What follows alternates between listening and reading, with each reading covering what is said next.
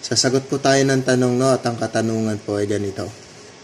Ano ang bilin ng Panginoong Hesus sa mga apostol?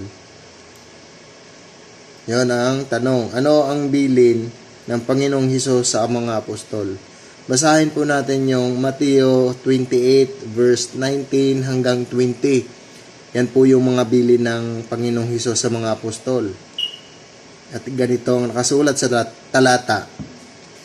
Dahil dito, magsiyaon nga kayo at gawin ninyong mga alagad ang lahat ng mga bansa na sila'y inyong bautismuhan sa pangalan ng Ama at ng Anak at ng Espiritu Santo, na itinuro ninyo sa kanila na kanilang ganapin ang lahat ng mga bagay na inuutos ko sa inyo.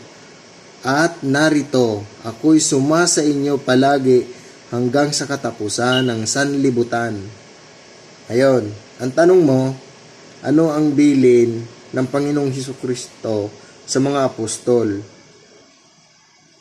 Gawing alagad ang lahat ng mga bansa, magbautismo, ituro at ganapin sa mga tao na inuutos naman sa kanila ni Kristo.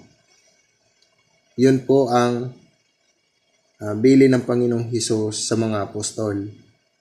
Nandito na lang. Bye-bye.